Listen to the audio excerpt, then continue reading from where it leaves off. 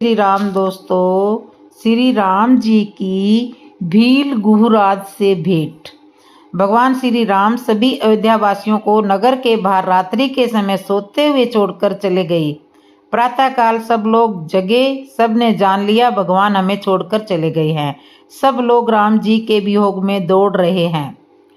यहाँ लक्ष्मण जी ने यह अनुभव किया कि 14 वर्षों में कभी सोना नहीं है। यदि मैं सो गया तो प्रभु मुझे छोड़कर जा सकते हैं, इसलिए लक्ष्मण जी कभी सोएगा नहीं। यह वचन माता को पहले ही दे आए थे, किंतु इस घटना के बाद उनका निश्चय और दृढ़ हो गया। अवधवासी विलाप करते हुए लौटकर अयोध्या आ गए। सुमंत के साथ राम जी रथ में अयोध्या की सीमा जहाँ खत्म होती है और श्रृंगवेरपुर की सीमा जहाँ आरंभ होती है, वहाँ आकर आर्य सुमंत ने रथ रोका और राम जी से कहा, प्रभु यहाँ हमारे अयोध्या राज की सीमा समाप्त होती है। भगवान श्री राम जी रथ से नीचे उतरे और अयोध्या की माटी को प्रणाम किया। अयोध्या की माटी का प्रतिदिन पूजन करने के लिए माटी को अपने साथ लिया और श्रृंगवेरपुर पहुँचे। गंगा जी के दर्शन करके सभी ने गंगा जी को प्रणाम किया। श्री राम जी ने मंत्री सहित लक्ष्मण जी और सीता जी को गंगा जी की महिमा सुनाई।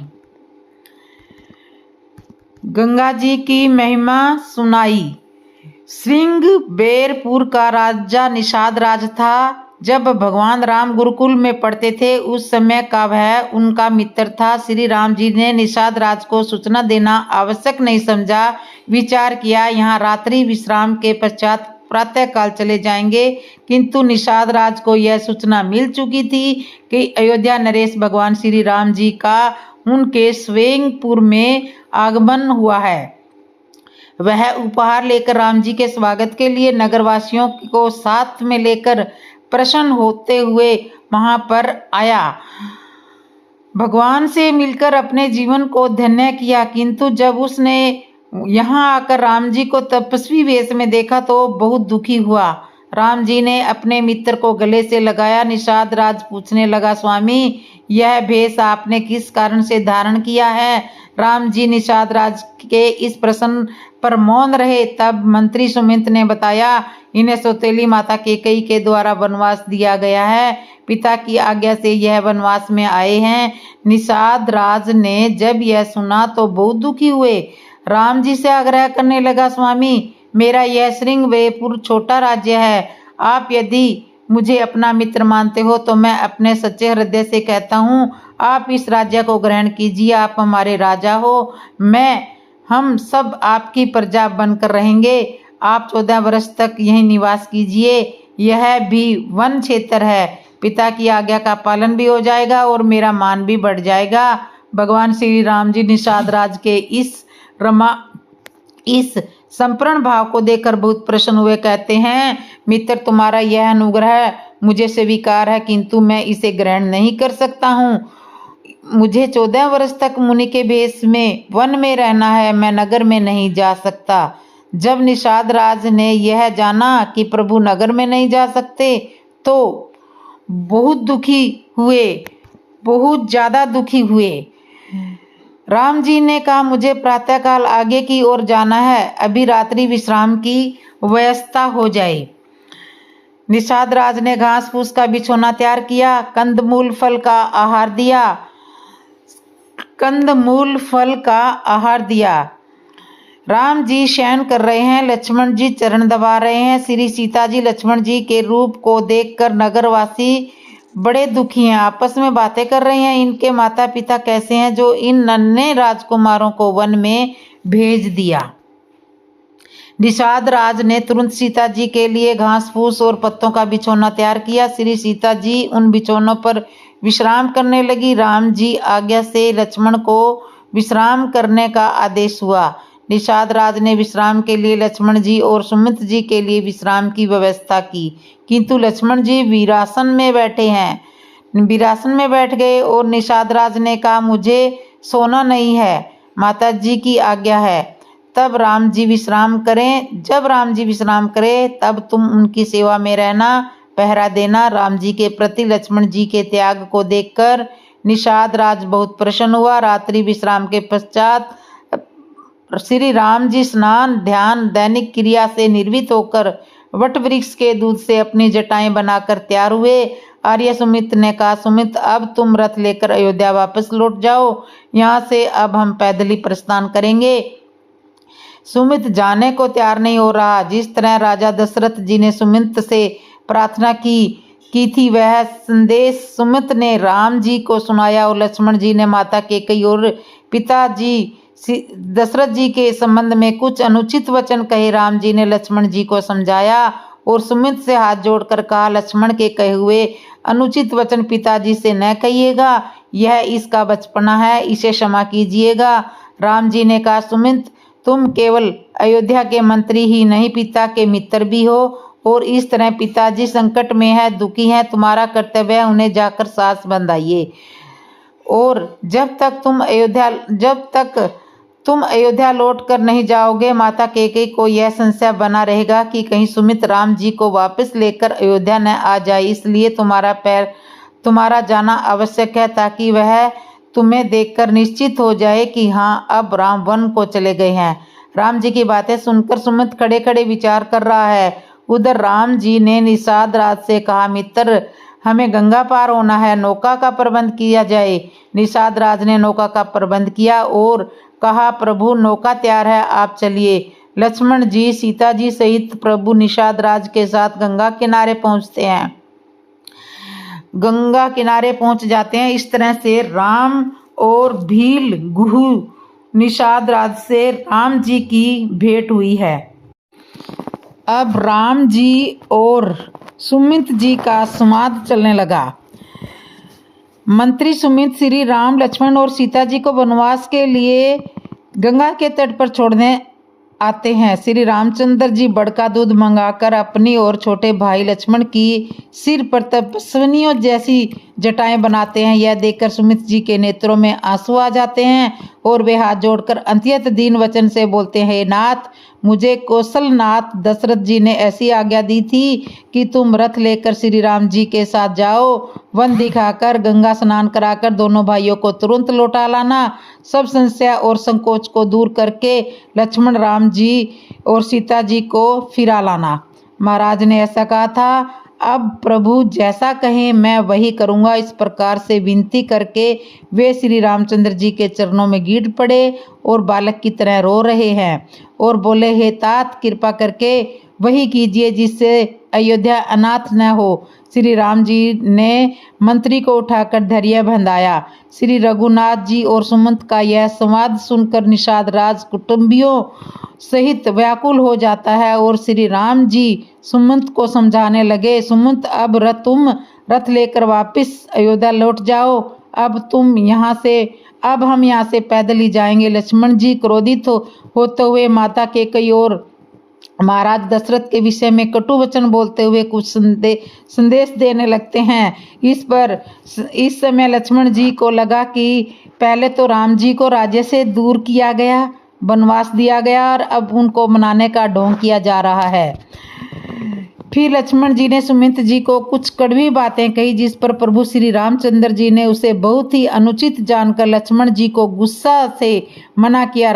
राम जी ने कहा, लक्ष्मण तुम्हें इस तरह की भाषा नहीं बोलनी चाहिए, तुम नहीं जानते हो पिताजी किस धर्म संकट में पड़े हुए हैं। लक्ष्मण जी कहने लगे, जो स्त्री के मोह में फंसता है वह तो धर्म संकट में फंसता ही है। राम जी ने लक्ष्मण जी को समझाया, लक्ष्मण हमारे पिताजी जैसे पिताजी तो किसी भाग्यशाली को ही मिलते हैं। हमारे पिताजी धर्म की रक्षा करने के लिए अपना कुल कलंकित ना हो, कुल की कीर्ति को बनाए रखने के लिए विविधय शास्त्र कहता है, पिता कितना ही दुराचारी क्यों ना हो पुत्र के लिए वह पूजनीय होता है। जिन पुत्रों की पिता के प्रति आस्था नहीं है उन्हें देवता तो क्या भगवान भी क्षमा नहीं करते हैं। किसी भी तरह की भक्ति दान धर्म आदि का पुण्य नहीं मिलता है क्योंकि पिता का मनुष्य का प्राणदाता है। उन्हें अपने कहे गए शब्दों का क्षमा मांगना चाहिए, उनका प्रायश्चित करना चाहिए। श्री राम जी ने लक्ष्मण जी को पिता के प्रति कर्तव्य संपूर्ण सेवा का ज्ञान दिया। राम जी ने सुमित से कहा, लक्ष्मण ने जो कटु वचन कहे हैं वह तुम पिताजी से जाकर मत कहना। श्री राम जी ने यह बातें अपनी सौगंध दिलाकर सुमित जी से कही। राजा दशरथ जी का संदेश सुमित जी ने राम जी को कह सुनाया। कहा कि सीता जी के लिए महाराज से कहना, यदि राम जी नहीं सीता जी के लिए महाराज ने कहा है, यदि राम जी नहीं भी लौटे तो सीता जी को आवश्यक लौटा लाना, नहीं तो मेरे प्राण नहीं बचेंगे। पिताजी का संदेश सुनकर राम जी ने सीता जी को समझाने का प्रयास किया। राम जी ने अनेक प्रकार से जानकी जी को समझाने का प्रयास किया। श्री जानकी जी बोली, प्रभु मैं जानती हूँ मेरे ससुर का यश है, देवराज इंद्र भी उन्हें आधे सिंहासन पर बैठाने के लिए स्थान देते हैं, किंतु बिना आपके चरणों के मुझे सपने में भी अयोध्या में कुछ सुखदायक नहीं लगता। श्री जानकी जी सुमित से कहने लगी, सुमित तुम पिताजी को मेरा यह संदेश सुनाना कि मुझे दुर्गम रास्ते, पहाड़ आदि सिंह का कोई डर नहीं है, कोई किसी से भी मुझे डर नहीं लगता। वीरों में अग्रणीय मेरे स्वामी मेरे साथ हैं, मेरे प्रिय देवर भी मेरे साथ हैं। सुमित तुम पिताजी से कहना मेरे लिए सोच ना करे। सीता जी की शीतल वाणी सुनकर सुमित को कुछ समझ में नहीं आ रहा था। राम जी ने भी समझाने के अनेक प्रयत्न किए। सुमित लौट कर आने का प्रयास करता, किंतु रथ हाँका नहीं जा रहा था, घोड़े हिनहिना रहे थे। यह सब देखकर निषाद राज सिर पटक पटक कर रो रहा है। इस तरह से राम और सुमित जी का संवाद सुनकर बहुत ही आंसुओं की धारा बहा रहा है सुमित।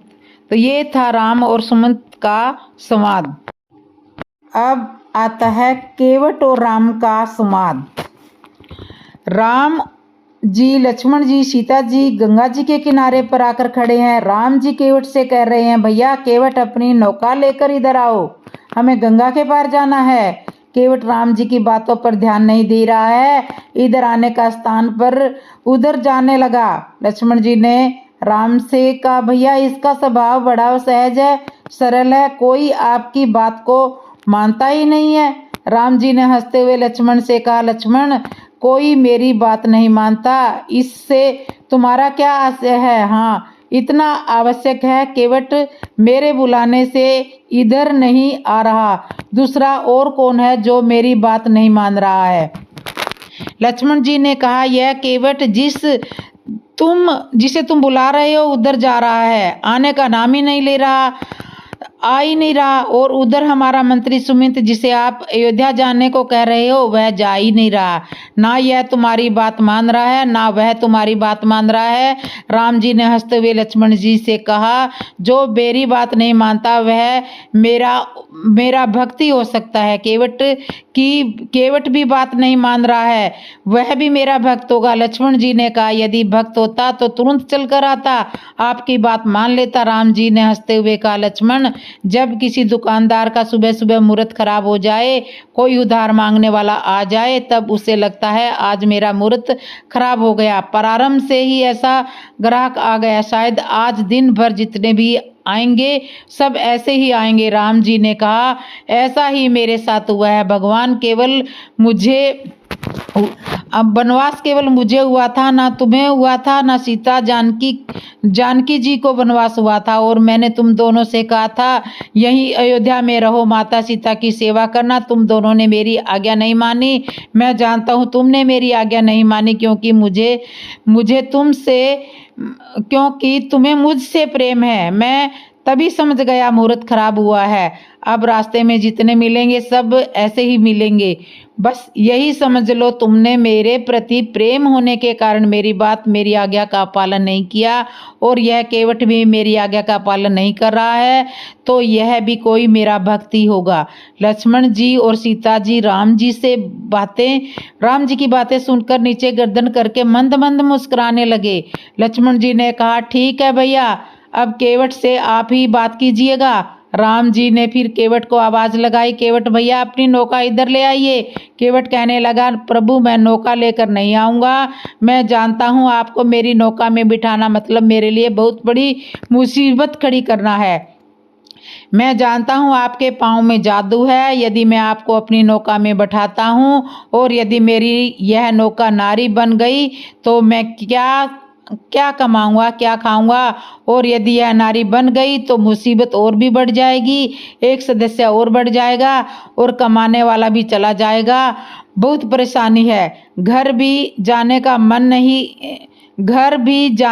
नहीं रहा। यदि घर जाता हूँ और यदि यह नौका नारी बन जाती है तो मेरे घर में पहले से मेरी पत्नी है, वह तो यही समझेगी कि नौका बेचकर इन्होंने दूसरी पत्नी ले आए हैं। संकट बहुत बढ़ जाएगा। भगवान मैं नौका लेकर नहीं आ सकता, मुझे क्षमा करे। श्री राम जी ने कहा, कोई उपाय तो होगा जिससे तुम्हारी यह नौका नारी न बन पाए और हम पार भी हो जाएं। केवट कहने लगा, एक उपाय है, यहाँ से थोड़े नीचे की और घाट और वहाँ पर घुटनों घुटनों पानी है, चाहो तो आप वहाँ से पैदल चल कर के गंगा पार कर सकते हो। राम जी ने कहा, तो हमें वह स्थान दिखला दो, हम वहाँ से पैदल ही पार हो जाएंगे। केवट कहने लगा, वाह प्रभु, अभी सुबह सुबह का समय है, बस इसी में कुछ कमाई हो जाती है।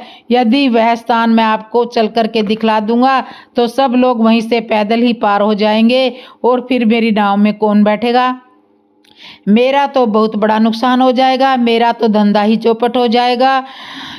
हाँ, इतना आवश्यक है, आप लोग संध्या तक यहीं पर ठहर कर प्रतिज्ञा करो। संध्या समय जब घाट पर कोई नहीं रहेगा तब मैं चुपके से आपको वह स्थान दिखला दूंगा, तुम फिर वहां से जैसा उचित मानो वैसा कर लेना। और फिर दूसरा उपाय तो यह है कि मैं अपने हाथों से आपके चरणों को मल मल करके धोऊंगा, धोने के बाद उस जल को पीकर देखूंगा, कहीं जादू टोना नहीं निकला तो जल पी लेने पर मुझे कुछ नहीं हुआ, तब मैं तुम्हें नौका में बैठाऊंगा। राम जी ने कहा, भैया हमारे पाँव में कोई जादू टोना नहीं है, हम भी साधारण व्यक्ति है, विश्वास नहीं है तुम्हारे चरण धोकर देख सकते हो, चरण पकड़ सकते हो। केवट ने कहा, ऐसे नहीं, आपको चरण धोने का कहना पड़ेगा। श्री राम जी कहने लगे, भैया हमारे चरण तो कई लोगों ने बिना पूछे ही पखारे हैं, हमें कोई बुरा थोड़ी ना लगेगा। केवट कहने लगा, जिन्होंने बिना पूछे आपके चरण पखारे हैं, धोए हैं, उनकी कोई अपनी गरज रही होगी, मुझे आपसे कोई गरज नहीं है। गंगा पार आपको जाना है, मुझे नहीं। आपको यह आदेश करना होगा कि आओ हमारे चरण धो, तब मैं आकर आपके चरणों को धोऊंगा। केवट इस तरह राम जी से संवाद कर रहा है। भगवान का भक्त एक ऐसा होता है जो भगवान को अपने इशारे पर नचा सकता है। भगवान भी अपने भक्तों के वश में रहते हैं। केवट भी जान रहा है कि यह भगवान है और केवट भगवान राम का बहुत बड़ा भक्त था। 3 जन्मों की साधना के पश्चात उसे यह अवसर मिला था। केवट कहने लगा, प्रभु आपके चरणों में जादू है, मैं जानता हूँ। पत्थर की शिला आपके चरण पड़ने से ही नारी बन गई थी और मेरी यह लकड़ी की नाव तो पत्थर से भी अधिक कोमल है, यह तो अति शीघ्र ही नारी बन जाएगी। मुझे क्षमा करो, मैं आपको पार नहीं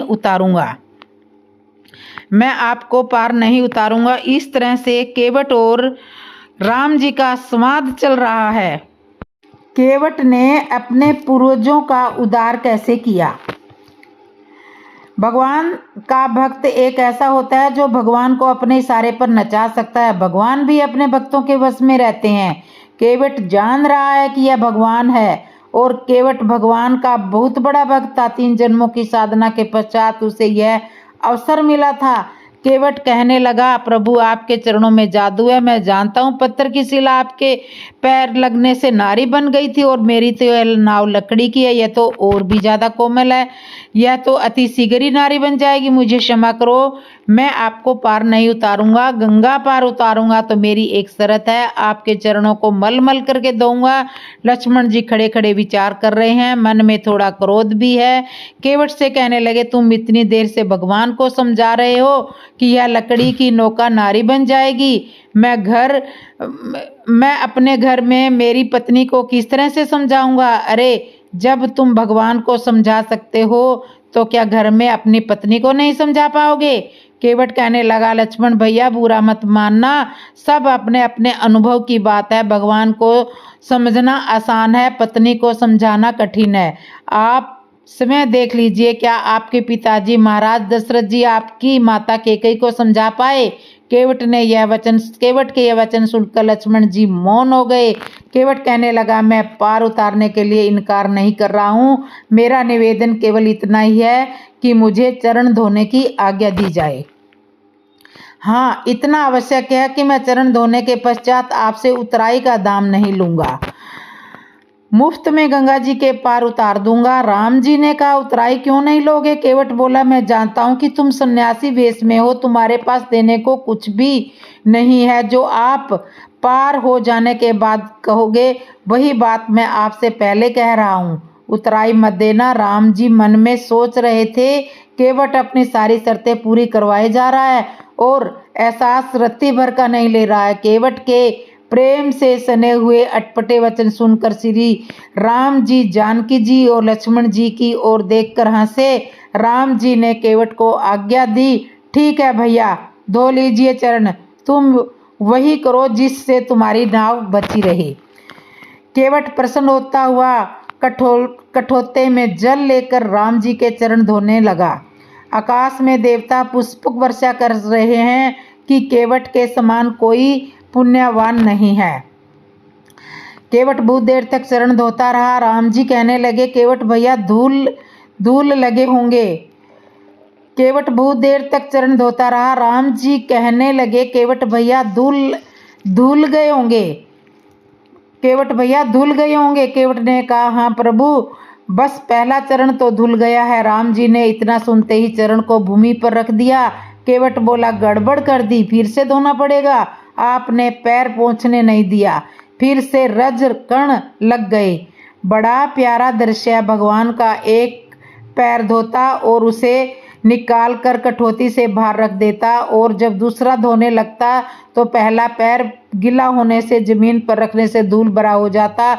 केवट दूसरा पैर बाहर रखता है, फिर पहले वाले को धोता है, एक एक पैर को 7-7 बार धोता है। लक्ष्मण जी कहने लगे, भैया इस तरह से तो यह चरण धोएगा तो लगता है 14 वर्ष यही गंगा के किनारे चरण धुलवाने में ही व्यतीत हो जाएंगे। भूमि पर चरण रखेंगे तो धूल के कण तो लगेंगे ही। केवट कहता है, प्रभु एक पैर कठौती में रखिए, दूसरा मेरे हाथ पर रखिए ताकि मैला ना हो। जब भगवान ऐसा करते हैं तो जरा सोचिए क्या स्थिति होगी। यदि एक पैर कठौती में है, दूसरा केवट के हाथों में, तो राम जी ने अपना धुला हुआ चरण केवट के हाथ पर रखा, दूसरा चरण धोने को दिया। भगवान कहने लगे, केवट ऐसे में शारीरिक संतुलन नहीं बन पा रहा है, भगवान दोनों पैरों से खड़े नहीं हो पाते। केवट से बोले, मैं गिर जाऊंगा। केवट तो यही चाहता था, कहने लगा, प्रभु अपने दोनों हाथों से मेरे सिर को पकड़ लीजिए, फिर आप नहीं गिरोगे। भगवान मन ही मन केवट की चतुराई को जान रहे थे, और जब प्रभु श्री राम ने अपने दोनों हाथ केवट के सिर पर रखे, जैसे कोई छोटा बच्चा जब उसकी माँ उसे स्नान कराती है तो बच्चा माँ के सिर पर हाथ रखकर खड़ा हो जाता है, भगवान श्री राम वैसे ही खड़े हैं। तो अंबर से देवताओं ने पुष्पों की वर्षा की और केवट के भाग्य की सराहना करने लगे। केवट राम जी के चरणों को धोए जा रहा है। लक्ष्मण जी क्रोधित हुए कहते हैं कि ऐसे कब तक धोते रहोगे? केवट भगवान से कहने लगा, इन्हें समझाओ, जब आपको चरण धुलवाने में कोई कठिनाई नहीं हो रही तो इन्हें क्यों होनी चाहिए? लक्ष्मण जी ने क्रोधित होते हुए अपने बाण को तरकस पर चढ़ा दिया।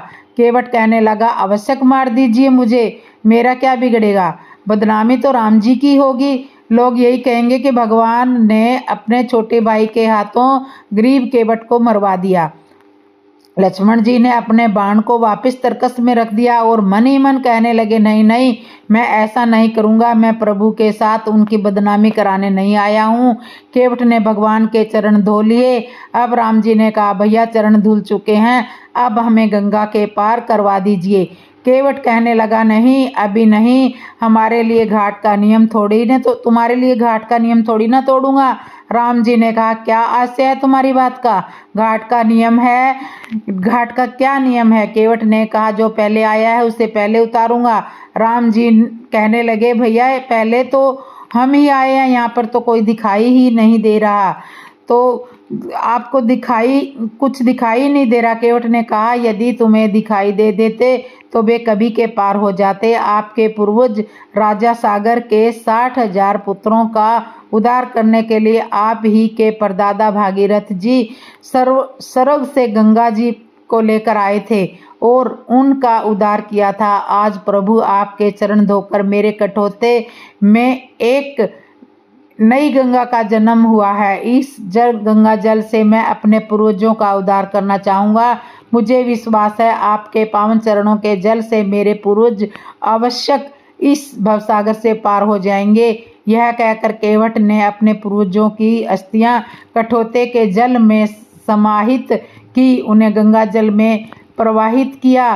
फिर राम जी की, लक्ष्मण जी और जानकी जी को अपनी नौका में बैठाया। केवट भगवान से अभी भी गंगा जी की धारा में ही हास्य विनोद कर रहा है, नौका को इधर उधर घुमाता हुआ ले जा रहा है। भगवान कहने लगे, भैया चक्कर मत लगवाओ, सीधे सीधे पार ले जाओ। केवट ने कहा, प्रभु आप जीव को कौन सा सहज में ही पार लगा देते हो, आप भी तो जीव को 84 लाख योनियों का चक्कर लगवाकर उसे पार लगाते हो। केवट की बातें सुनकर लक्ष्मण जी मुस्कुरा रहे हैं। राम जी केवट के अटपटे वचन सुनकर मन ही मन प्रसन्न हो रहे हैं। केवट ने राम जी, लक्ष्मण जी, जानकी जी को गंगा के उस पार पहुंचाया। सीता जी सहित राम जी केवट की नाव से गंगा पार हुए। केवट भाव विभोर हो रहा है, नेत्रों में आंसू बरस रहे हैं। राम जी के चरणों में लेट गया। लक्ष्मण जी ने कहा, केवट उस पार तो तुम अकड़ दिखा रहे थे, इस पार आप आ जाने पर आप बड़ी नम्रता दिखा रहे हो। केवट ने कहा, लक्ष्मण भैया समय समय की बात है, घाट घाट का नियम है। उस पार मैं आपको अकड़ कर रोक पा रहा था, इस पार आप तो केवल चरणों का ही सहारा है। मैं क्षमा चाहता हूँ, मैंने बहुत बुरा भला कहा, मुझे क्षमा करिएगा। प्रभु भगवान ने केवट को चरणों से उठाकर अपने हृदय से लगा लिया। राम जी विचार करने लगे, मन में सोचा रहे हैं कि इसे कभी कुछ मजदूरी देनी चाहिए, इसे कुछ दिया नहीं है। तो राम जी ने अपने हाथों की तरफ देखा। माता जानकी राम जी के भाव को समझ गई। श्री जानकी जी ने रतन जड़ित अंगूठी उतारकर प्रभु श्री राम को दे दी। तुलसीदास जी इस प्रसंग से यह कहना चाहते हैं कि एक आदर्श पत्नी वही है जो अपने पति के भाव को समझ जाए। श्री सीता जी ने कहा, प्रभु यह हाथ भी आपका ही है, आपके हाथ में देने को कुछ नहीं है तो क्या हुआ। ऐसा कहकर श्री सीता जी ने अपने हाथ की हीरे जड़ित अंगूठी केवट को देने के लिए राम जी को समर्पित कर दी। जिनके संस्करणों में राम कथा समाहित है वही यह आदर्श देखने को मिलेगा। जो राम कथा से दूर है उसका भी उदाहरण सुन लीजिए। ऐसे उदाहरण भी समाज में देखने को मिलते हैं, जहां ऐसी स्थिति में पत्नी पति से कहती है, हाँ ले लीजिए, मेरे पास यह एक अंगूठी थी जो आपको खटक रही थी। अपना तो सब कुछ हरिश्चंद्र बनकर माँ बहनों में दान कर दिया, बस एक अंगूठी थी वो मेरे पास है, तुम्हारी उस पर निगाह रहती है। यह कहते हुए मजबूरी में सहयोग करना चाहती है, किंतु माता जानकी का यह पति के प्रति प्रेम और समर्पण समाज को शिक्षा देने वाला है कि एक आदर्श पत्नी क्या होती है। राम जी केवट को उतराई के रूप में अंगूठी देने लगे। केवट ने कहा, नहीं प्रभु, यह उतराई नहीं लूंगा, आप ही बताओ आज मैंने क्या नहीं पाया, आज मैंने क्या नहीं पाया। राम जी ने कहा, उतराई क्यों नहीं लोगे? आपने हमें गंगा के पार उतार दिया है, मेहनत की है। केवट कहने लगा, प्रभु मैं बहुत समय से मजदूरी कर रहा हूँ, विधाता ने मुझे आज भरपूर मजदूरी दी है। बहुत केवट बोला, प्रभु मैंने आपको पार नहीं किया है, आप समय मेरी नाव पर चढ़े हो, आप ही बताओ यह नाव किसकी थी? राम जी ने कहा, नाव तो तुम्हारी थी।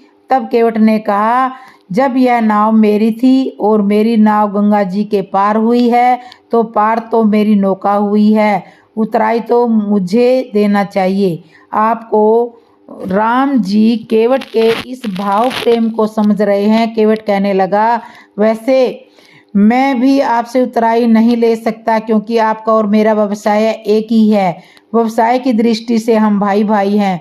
राम जी ने लक्ष्मण जी से कहा, देखो लक्ष्मण, केवट अपने आप को हमारा भाई बता रहा है। लक्ष्मण जी कहने लगे, देख रहा हूँ और सुन भी रहा हूँ, और लगाओ इसको मुँह, अभी देखो और क्या क्या रिश्ते बनाता है आपसे। राम जी ने केवट से पूछा, हम आपके भाई कैसे हुए? केवट ने कहा, मैं लोगों को पार कराता हूँ और आप भवसागर के नाविक हैं, आप सबको भवसागर से पार लगाते हैं, तो आप वो मेरे घाट पर आए, मैंने आपको पार उतारा, जब मैं आपके घाट पर आऊं तब आप मुझे पार उतार देना। राम जी केवट के इस भाव से बड़े अभिभूत हुए। केवट बोला, प्रभु जब आप लौट कर आओगे तब जो दोगे उस प्रसाद को मैं उसको प्रसाद समझकर मैं आपसे ले लूँगा। श्री राम जी ने कहा, भैया अब हमें आगे जाने की आज्ञा दीजिए। केवट कहने लगा, प्रभु आप यहीं रुको, पहले मुझे चले जाने दो ताकि मैं हमेशा यह अनुभव करता रहूं कि भगवान मेरे घाट पर ही रुके हुए हैं। आप चले जाओगे तो आपको जाता हुआ देखकर मैं देख नहीं पाऊंगा। इस तरह राम लक्ष्मण जानकी केवट से विदा लेकर के भारद्वाज मुनि के आश्रम की ओर चल दिए। तो ये इस तरह से केवट ने अपने पूर्वजों का भी उद्धार कर लिया और अपना भी उद्धार कर लिया। तो दोस्तों आपको ये कथा कैसे लगी? अच्छी लगी हो तो कमेंट में ज़रूर बताना, और जिसने मेरे चैनल को सब्सक्राइब नहीं किया, सब्सक्राइब करना, लाइक करना, कमेंट करना और बेल आइकन बटन तो ज़रूर दबा लेना। बोलो जय श्री राम।